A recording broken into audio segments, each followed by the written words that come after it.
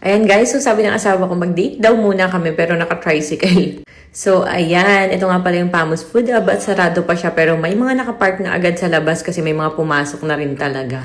5 PM pa nga ang open until 12 AM. So ayan, naghahanap na kami ng tricycle and finally nakasakay na rin kaming dalawa. At ayan na may pag-akbay, may paghawak. Ayun ba yan? Alam nyo guys, clingy talaga yung asawa ko. At kanina may nag-comment sa akin. Doon sa post ko na sabi ko, magda-date kami ng asawa ko. Na parang sinabi yata nun na kung alam ko lang daw na gustong-gusto ko hiwalayan ng asawa ko. Naku, kung alam niyo lang kung gano'ng ka-obsess yan sa akin. Alam na alam niya ng mga kasama namin sa bahay. So sabi nga niya sa akin mag-date daw kami at dito niya lagi ako dinadala kung saan kami kinasal. Sa pila. So ito nga yung sasakyan na gamit namin at may pa-holding hands while walking at may pa-swing-swing. So ewan ko ba dito sa social media akala ng mga tao mas mahal ko yung asawa ko. Yes, mahal ko naman talaga siya guys. Pero alam kong mas mahal niya ako at alam niya ng mga kasama namin sa bahay. Lagi nga niyan sinasabi sa akin baka daw manlalaki ako, baka daw iwan ko daw siya, baka daw ipagpalit ko siya sa iba. Sabi ko bakit ko naman gagawin yun ay asawa kita. Sagot niya sa akin, kasi kaya mo naman gawin, feeling ko kaya mong gawin. Sabi ko, feeling mo lang yun, pero hindi ko sisirain yung relasyon natin. Kaya alam nyo guys, napakalaki ng tiwala ko dyan sa asawa kong yan. At hindi rin ako selosa, tulad ng iniisip nyo, yaan ang seloso. As in, pag hindi ako sumagot sa tawag niya, tatawag na yan sa staff ko na kasama ko.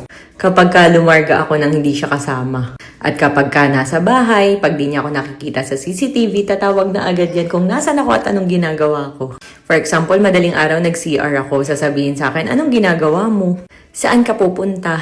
Ganyan yan ka-clingy guys. At madalas sasabihin pa niyan sa akin na, Mami, tama na ang pagsa-cellphone, lambing muna. Lambingin mo naman ako tulad ng paglalambing ko sa'yo. Kasi syempre, panay ako cellphone, work, ganon. Na kahit batila para lang ako nagsa-cellphone maghapon, busy talaga ako sa mga trabaho na ginagawa ko sa online, ganon. At sa relasyon namin guys, siguro ako yung klase ng tao na palagi nakikipaghiwalay sa kanya nung magjowa pa lang kami dahil nga napakaraming issue niya sa buhay. So sabi ko hiwalayan na lang at siya yung tao na ayaw pumayag talaga. So meaning never kami naghiwalay niya nung magjowa pa lang kami. Ayaw niyang pumayag, ganun, to the point na naging suicidal pa nga siya that time. Kaya ayun, di na talaga ako nakahiwalay. At alam niya siya rin yung tipo ng tao na grabe ako ipagtanggol sa lahat as in. Wala siyang pakialam sa lahat ng tao, basta ang importante lang daw sa kanya ay ako at ang mga anak namin. Minsan nga pag makulit ang anak ko, naku! For example, nasa bunutan ako o nasaktan ako, talagang yari talaga sa kanya. At tinanong di siya ng yaya ng anak ko kung sino daw ang mas mahal niya, kung anak ko daw or ako. At ang sagot niya, ako daw.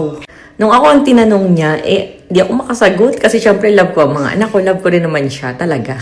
And tulad nga na lagi kong sinasabi sa kanya, never ko naman siyang lolokohin or sasaktan kasi syempre, focus lang naman tayo sa isa, hindi naman ako lalakero. Ewan ko ba dito, ba't lagi na lang nag-iisip na kung ano-ano. Sabi ko nga sa kanya, yun lang yung mga ipapangako ko sa kanya. Ang never ko siyang lolokohin, never ako manlalalaki, never ko siyang sasaktan. Alam nyo ba guys, na napakaswerte ko dyan sa asawa ko na yan. Never kami nag-away, nagsigawa, never akong minura, sinaktan. Lagi lang puno ng pagmamahal, ganun. Kahit nga sa gabi, alam nyo ba, nakaunan palagi kami sa braso ng isa't isa. Minsan ako, minsan naman siya. At ang mga legs namin, magkayakap talaga. Never kami natulog nang hindi magkasama. Pag ginit na ako minsan sinatnat sa higaan, nililipat niya sa gedli. Kasi gusto niya, ako ang katabi. At kanina pag uwi namin, galing dito, alam nyo ba guys, humiga siya sa lap ko. Tapos sabi niya sa akin, I love you siya ng I love you. Siguro nakasampung beses agad. Wala ganun talaga kaming dalawa.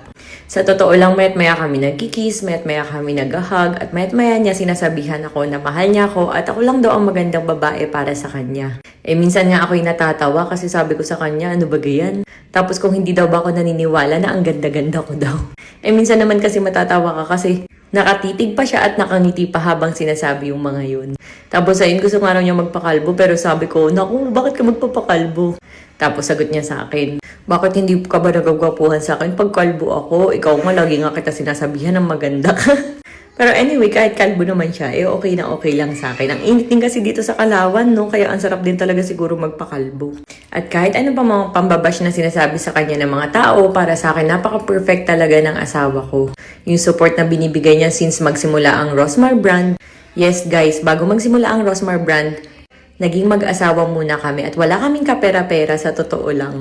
Nag-live-in kami at tumira sa likod ng pet shop, nagtinda ng tuhog-tuhog, ihaw-ihaw, ako ang tagaluto. taga-tuhog, siya naman ang taga-tinda kasi syempre pogi, maraming bumibili. May mga times na hindi ko na talaga alam kung saan ako kukuha dati ng pampasahod sa tauhan. Pero siya, willing siyang ibenta yung mga collections niya ng mga laruan na sasakyan. Sabi ko nga nun, wag kasi syempre collections niya yun. Akala kasi ng mga tao before, kahit may mga business ako nun sa Sampaloc, paldo-paldo, hindi nila alam nung pandemic, muntikan ko na isara talaga lahat yun.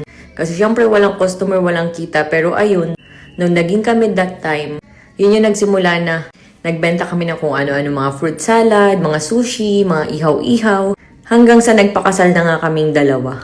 At yung pera na sinabit sa amin sa kasal, ay yun yung pinang-open namin ng Rosmar brand.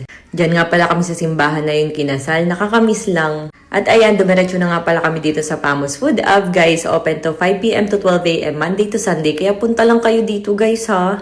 Tingnan nyo naman ang ganda, overlooking talaga yan. Above looking pala, charis. Tapos ayan, makikita nyo ang napakaganda, napakaraming ilaw at may mga mascot pa na available din dito. Pwede kayo magpa-selfie at magpa-picture dyan at napakasasarap ng pagkain. Open nga pala to Monday to Sunday, 5 p.m. to 12 a.m. Punta na kayo, guys, Pamos Food Hub Branch 1 sa harap ng Pure Gold, likod ng LDB, at dito naman sa Branch 2 sa Lamot 2, Kalawan, Laguna. So, kita-kits, Monday to Sunday!